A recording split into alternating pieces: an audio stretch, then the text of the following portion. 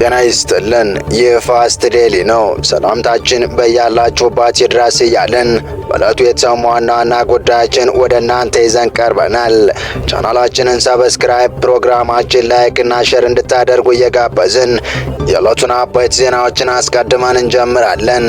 ነገሮች እንደ ቂጣ መገለባበጣቸውን በቀጠሉበትና ዓለም አቀፍ ትኩረቶች ሁሉ ቀይ ባህር ዳርቻ ላይ በሆኑበት ወሳኝ ሰዓት ጠቅላዩ ለፊልድ ማርሻሉ ወሳኝ መመሪያ መስጠታቸው ተሰምቷል። ሜካናይዝድ ጦሩ ለማይቀረው ትንቅንቅ ጓዙን ጠቅልሎ ዝላንበሳ፣ ራማና ቡሬ ላይ እንዲከት ቀጭን ትዕዛዝ ተሰጥቶታል። ፊልድ ማርሻል ብርሃኑ ድንበሩ በሰዓት እንዲታጠር መመሪያ መስጠታቸውን ተከትሎ በእግሩ ወደ ሀገር የገቡት ዘመናዊ ሚሳይሎችና ሜካናይዝድ ጦሩ ወደ ኤርትራ ድንበር በገፍ እየገባ ነው። በማንኛውም ሰዓት ጦርነቱ ሊጀመር ይችላል ተብሏል። ዝርዝር መረጃ እንመለስበታለን። በሌላ መረጃ ደግሞ ኢትዮጵያን ከአባይ እስከ ቀይ ባህር በራሷ አንጡራ ሀብትና ድግስ ላይ የበይ ተመልካች ለማድረግ ቀን ከሌት እየሰራች ያለችው ግብጽ ከወደ እስራኤል እንዳትሞክሩት የሚል ጉልበት የሚያርድ ማስጠንቀቂያ ደርሷታል። እስራኤል ግብጽ ላይ ጥርስ ከነከሰች በኋላ አደረ ማለቷ የሚታወቅ ቢሆንም ከሰሞኑ ደግሞ በአንድ አነጋጋሪ ምክንያት ወደ ከባድ ግጭት እንገባለን እያለች ሲሆን ማስጠንቀቂያው ዛሬ ፕሬዝዳንቷ ወደ አዲስ አበባ የላከችውን ቱርክንም የሚመለከት ነው መባሉ የበርካቶችን ቀልብ ስቧል። ጉዳዩ ለኢትዮጵያ ምን ማለት ነው የሚለውን ጨምሮ መደመጥ ያለባቸው መረጃዎች ይዘን ተገኝተናል። እስከ ፍጻሜው አብራችሁን ቆዩ። በኢትዮጵያና ኤርትራ ድንበር ላይ የነገሰው ወታደራዊ ውጥረት ተባብሶ በቀጠለበት ሰዓት ከወደ አስመራ የተሰማውን አስነዋሪ ድርጊትና የኢትዮጵያ ሜካናይዝድ ጦር ወደ ድንበር መገስገስ ተደማምረው ነገሮች በብርሃን ፍጥነት ሌላ አቅጣጫ ሊይዙ ይችላሉ የሚለውን ግምት ከፍ አድርጎታል።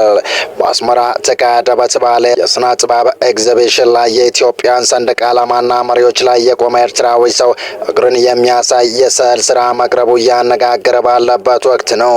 የኢትዮጵያ መከላከያ ሰራዊት ከፍተኛ ቁጥር ያለው ሜካናይዝድ ኃይሉንና በቅርቡ ወደ ሀገር የገቡ ዘመናዊ ሚሳይሎችን ወደ ኤርትራ ድንበር በማስገባት ላይ መሆኑ የተነገረው ባለፉት ጥቂት ሳምንታት በኢትዮጵያና በኤርትራ መካከል ያለው ዲፕሎማሲያዊ ግንኙነት እየሻከረ መጥቶ አሁን ላይ ወደ ወታደራዊ ፍጥጫ መሸጋገሩ በአፍሪካ ቀንድ ላይ ከፍተኛ የጦርነት ስጋት ደቅኗል።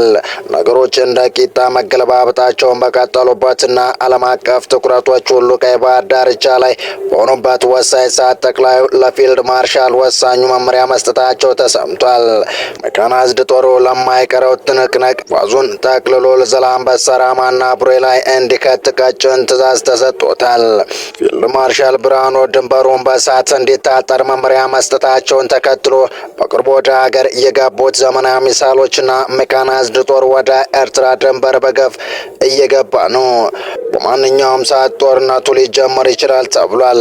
በተለይም ባለፉት ጥቂት ቀናት የሁለቱም የሀገራት ጦር ወደ ድንበር አካባቢዎች መጠጋታቸውና የከባድ መሳሪያዎች እንቅስቃሴ መጨመሩ ተዘግቧል።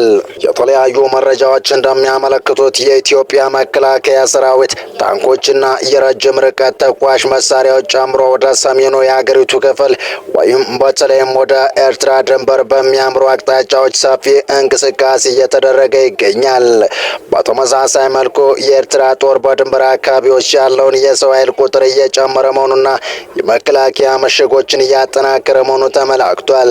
ለዚህ አዲስ የውጥረት ማዕበል ዋና ተጠቃሽ ምክንያቶች መካከል የኢትዮጵያ መንግስት የባህር በር የማግኘት ፍላጎቱን በይፋ መግለጹን ተከትሎ ኤርትራ ይህንን እንደ ሉዓላዊነት ስጋት መመልከቷ እንዲሁም የቃላት ጦርነት ሁለቱም ሀገራት ባለስልጣናት መካከል የሚደረገው የቃላት ልውውጥ እየጠነከረ መምጣቱ በተለይም የኢትዮጵያ የውጭ ጉዳይ ሚኒስትር ኤርትራ የኢትዮጵያ ሉዓላዊነት ግዛት ይዛለች በሚል ጦሯ እንድታስወጣ በቅርቡ በደብዳቤ መጠየቁ ይታወሳል። በተጨማሪም ኢትዮጵያ ኤርትራን የሀገር ውስጥ ታጣቂዎችን እንደ ፋኖ ያሉ ትደግፋለች ስትከስ ኤርትራ በበኩሏ ኢትዮጵያ ወረራ ለመፈጸም ሰበብ እየፈለገች ነው የሚል ምላሽ እየሰጠች ነው። ሁለቱ ሀገራት ለቀይ ባህር ካላቸው ቅርበትና በቀንዱ ጂኦፖለቲካዊ ፖለቲካና ጸጥታ ላይ ካላቸው አስተዋጽኦ አኳያ የአገሪቱ አለመግባባት ውስጥ መሆኑና ወደ ግጭት እያመሩ መሆናቸው የአካባቢው የዓለም አቀፍ ማህበረሰብ ከባድ ስጋት ላይ የጣለበት ሁኔታ ይታያል። የተባበሩት መንግስታት የሰብአዊ መብቶች ከፍተኛ ኮሚሽነር ቮልከር ቱርክ በቅርቡ በሰጡት መግለጫ በሁለቱ ሀገራት መካከል ያለው ውጥረት አደገኛ ደረጃ ላይ መድረሱን ገልጸው ሁለቱም ወገኖች ከጦርነት ቀስቃሽ ድርጊቶች እንዲታቀቡ አሳስበዋል። ጦርነቱ የሚቀሰቀስ ከሆነ ቀድሞውኑ በግጭትና በድርቅ የተጎዳ የአፍሪካ ቀንድ ቀውስ ይበልጥ እንደሚባባስ ይታመናል። ምንም እንኳ እስካሁን ይፋዊ የተኩስ ልውውጥ ባይጀመርም የሁለቱም ሀገራት ጦር ለውጊያ ዝግጁ መሆን ሁኔታ በድንበር ላይ መገኘቱ ሁኔታውን በማንኛውም ሰዓት ሊፈነዳ የሚችል ፈንጂ አድርጎታል። የዲፕሎማሲ ጥረቶች ካልተጠናከሩ በስተቀር አካባቢው ወደ ሌላ መጠነ ሰፊ ጦርነት የማምራት እድሉ ሰፊ ሆኗል። ይህ የጦርነት አይቀርነት ስጋት ከሚጨምሩት ሰበቦች መካከል ካለፈው ሳምንት መጨረሻ ጀምሮ በሁለቱም ሀገራት በኩል እየታየ ያለው ያልተቆጠበ ወታደራዊ እንቅስቃሴ አንዱ ሲሆን ከቀናት በፊት የኤርትራ ሰራዊት እንዳደረገ ሁሉ የኢትዮጵያ መከላከያ ሰራዊትም መካናይዝድ ብርጌዶችን ወደ ትግራይ ክልል በስፋት እያስገባ መሆኑን የሚጠቁሙ መረጃዎች በምስል ተደግፈው የወጡ ሲሆን ይህም የሆነው የኤርትራ ሰራዊት ወደ ኢትዮጵያ ድንበር በጣም ዘልቆ በመግባት በርካታ አዳዲስ የትግራይ አካባቢዎችን በኃይል መቆጣጠሩ መቀጠሉም እንደሆነም ነው የተነገረው። የሻዕቢያው አገዛዝ በአንድ እጁ ወራሪ ሰራዊቱን ወደ ኢትዮጵያ ድንበር አስርጎ እያስገባ በሌላኛው እጁ ደግሞ ነጭ መሀረብ እያውለበለበ የሰላም አርበኛ ነኝ ለማለት ሲዳዳው እየታየ ነው። ሰራዊቱ በርካታ የድንበር አካባቢዎች ላይ ጦሩን እያሰፈረ የሚገኘው ሻዕቢያ በሌላ በኩል ደግሞ የስድብ ግንባሩን እያጧጧፈው ነው። የሻዕቢያ አገዛዝ ኢትዮጵያ ላይ የሚፈጽመውን ትንኮሳ በሁለት መልኩ ቀጥሎበታል። አገዛዙ የኢትዮጵያ ሉዓላዊ ግዛቶች በመጣስ በተቆጣጠራቸው መሬቶች ላይ በኢትዮጵያውያን ላይ የተለያዩ ጥቃቶችን እየፈጸመ ነው። ክደት መለያው የሆነ ግዳፍ የኢትዮጵያን መሬት በኃይል መቆጣጠሩን ቢቅድም የአካባቢው ነዋሪዎች ግን ሻዕቢያ ጥቃቶችን እየተፈጸመባቸው መሆኑ በይፋ እየተናገሩ ነው። በሌላ በኩል ደግሞ ቡድኑ በኢትዮጵያ ያሉ አማጺ ኃይላትን በሰንደቅና ትጥቅ በመደገፍ ኢትዮጵያን የማዳከም ስትራቴጂውን እየፈጸመ እንደሚገኝ ተጨባጭ መረጃዎች አሉ። ሻዕቢያ ግንቦት 7ን ባዘለበት አንቀልባ ፋኖን አሽሩሩ ማለቱ ከጥንት የጀመረ ግብሩ ነውና ብዙም አስገራሚ አይደለም። ከፋኖ በተጨማሪ ከህወሓት አንጃ ጋር የፈጠረው ያልተቀደሰ ጽምዶ ኢትዮጵያ በግጭት ተዘፍቃ እንድትኖር ያለውን ህልም የሚያሳይ ነው።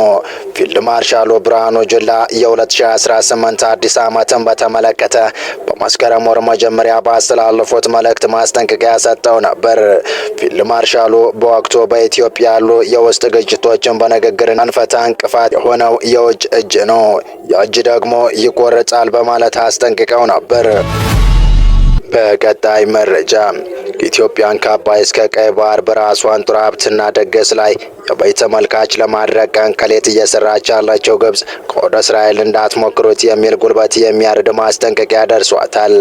እስራኤል ግብጽ ላይ ጥርስ ከነከሰች ዋላደረ ማለቷ የሚታወቅ ቢሆንም ከሰሞኑ ደግሞ በአንድ አነጋጋሪ ምክንያት ወደ ከባድ ግጭት እንገባለን እያለች ሲሆን ማስጠንቀቂያው ዛሬ የፕሬዝዳንቷ ወደ አዲስ አበባ የላከችውን ቱርክም የሚመለከት ነው መባሉ የበርካቶችን ቀልብ ስቧል።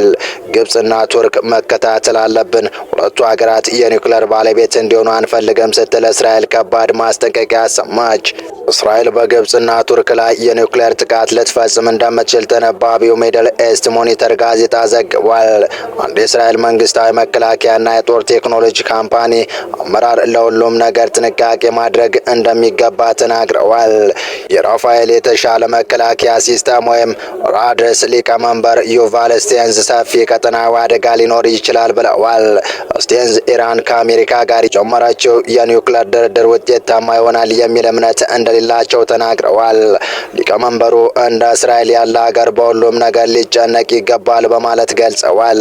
ግብጽና ቱርክን መከታተል አለብን፣ ሁለቱ ሀገራት የኒውክሌር ባለቤት እንዲሆኑ አንፈልግም ብለዋል። ዩቫል ስቴንዝ ከ10 ሺህ ባላስቲክ ሚሳይል አንድ የኒውክሌር ቦምብ ያስፈራኛል በማለት አብራርተዋል።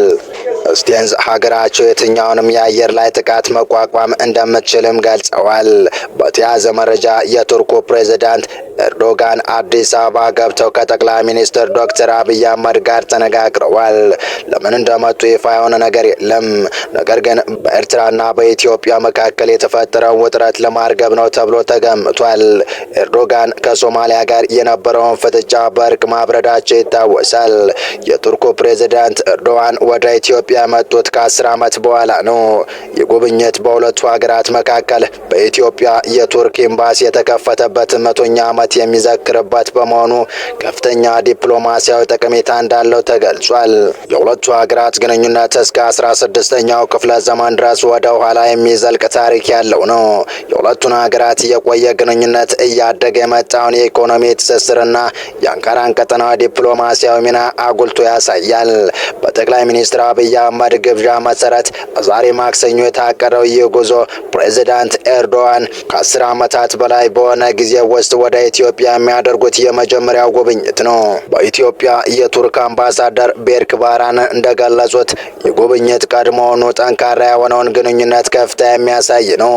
ቱርክና ኢትዮጵያ በፖለቲካ በኢኮኖሚና በማህበራዊ ዘርፎች ስልታዊ ግንኙነት አላቸው ሲሉ ገልጸዋል። ጉብኝቱም በሁለቱ ሀገራት መካከል ያለውን ግንኙነት ወደ ላቀ ደረጃ የሚያሸጋግር መሆኑም ተገልጿል ሲል የዘገበው ቲአርቲ ወርልድ ኒውስ ነው። ጉብኝቱን በሁለቱ ሀገራት መካከል ያለውን ግንኙነት ወደ ላቀ ደረጃ የሚያሸጋግር መሆኑም ተገልጿል ሲል የዘገበው ቲአርቲ ወርልድ ኒውስ ነው።